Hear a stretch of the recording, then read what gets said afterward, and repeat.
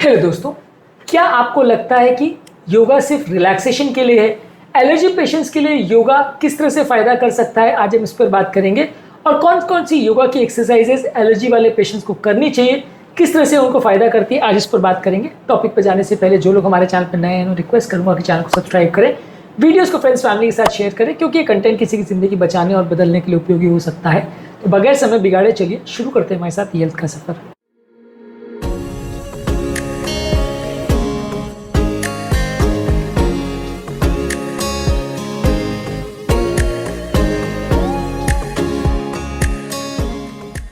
क्या आपको किसी तरह की एलर्जी या खासकर एलर्जिक राइनाइटिस का प्रॉब्लम है? किस तरह के योगा पोजेज आप इसके लिए करते हो, क्या प्रिकॉशंस फॉलो करते हैं, कमेंट सेक्शन में लिख कर हमें बताएं। अगर किसी व्यक्ति को अगर एलर्जी का प्रॉब्लम है तो उसको बहुत ज़्यादा डिफिकल्ट पोस्चर्स करने की ज़रूरत नहीं है। कुछ ब्रीदिंग रिदम और रिलैक्सेशन टेक्निक्स और बॉडी अवेयरनेस पोस्चर्स अगर आप फॉलो करोगे तो आपको काफ़ी फ़ायदा देखने को मिलेगा और एलर्जी की कई तरह की प्रॉब्लम्स को कम करने में मदद करता है।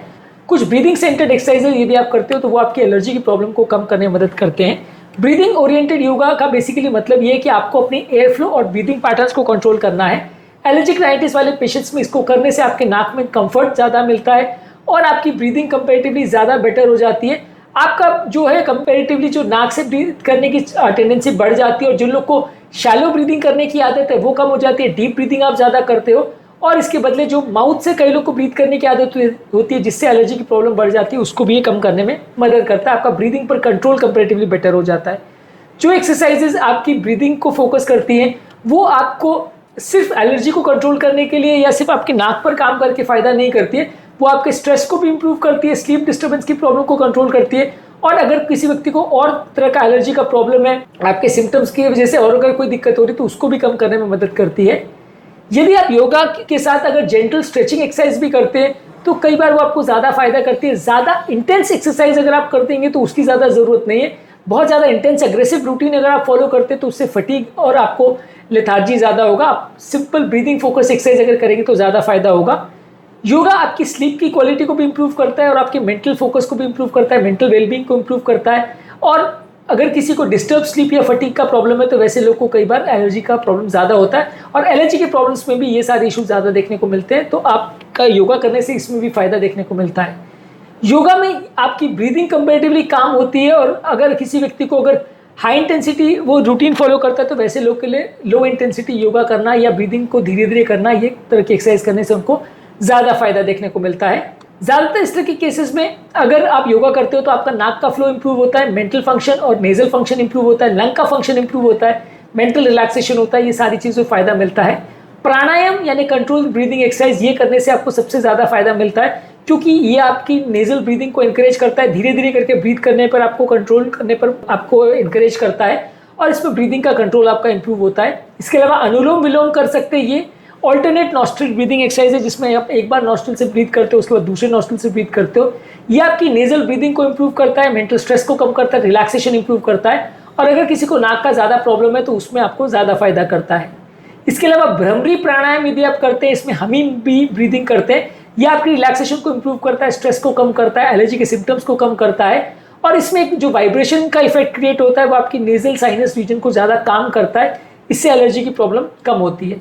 इसके अलावा योगा में आप डीप ब्रीदिंग करते हैं या डायफ्राम के लेवल पर ब्रीथ करते हैं तो ये शैलो ब्रीदिंग के कंपैरिजन में आपकी ब्रीदिंग की एफिशिएंसी को बढ़ाता है, माउथ ब्रीदिंग को करता है इंप्रूव और आपकी अगर थ्रोट में ड्राइनेस का प्रॉब्लम है तो उसको इंप्रूव करने में मदद करता है।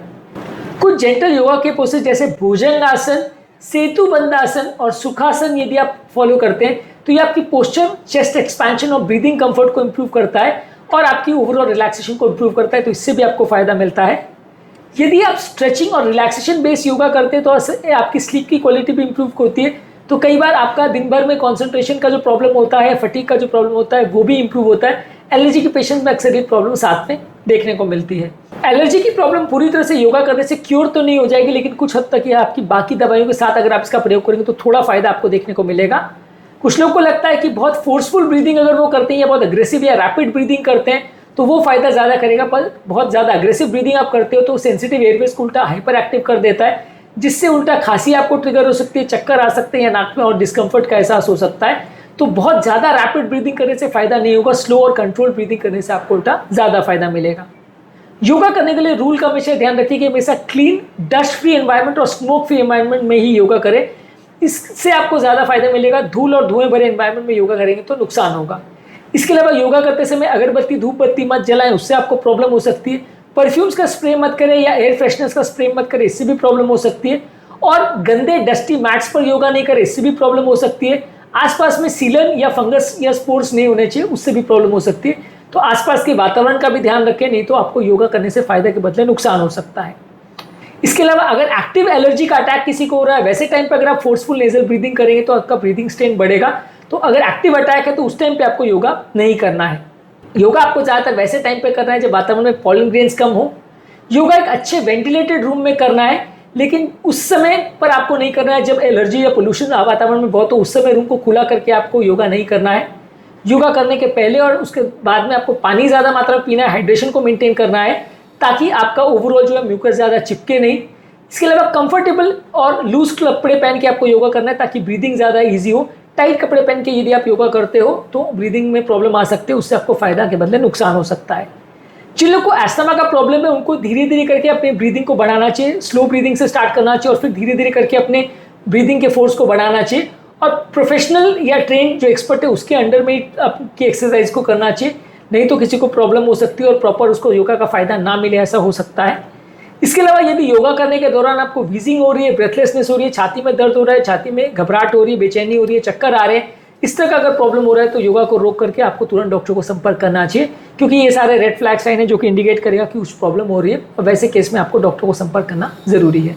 आज के टॉपिक में हमने बात करी कि एलर्जिक राइनाइटिस या एलर्जी वाले पेशेंट में किस तरह से योगा से फायदा मिलते हैं, कौन कौन से तरह के योगा से फायदा मिलते हैं और उसको करते समय कौन कौन सी बातों का ध्यान रखना चाहिए। उम्मीद करूंगा कि आज के टॉपिक में कुछ नई बातें जानने को मिली होगी। जो लोग हमारे चैनल पर नए हैं, मैं रिक्वेस्ट करूंगा कि चैनल को सब्सक्राइब करें, वीडियोस को फ्रेंड्स फैमिली के साथ शेयर करें, क्योंकि कंटेंट किसी की जिंदगी बचाने और बदलने के लिए उपयोगी हो सकता है। आपके कमेंट्स हमें जानने में मदद करते हैं कि आपको हमारा कंटेंट कैसा लग रहा है, प्लस हमारे लिए मोटिवेशन और इंस्पिरेशन का काम करते हैं। इसलिए वीडियोस को देखते रहिए, शेयर करते रहिए और हेल्थ के सफर में आगे बढ़ते रहिए।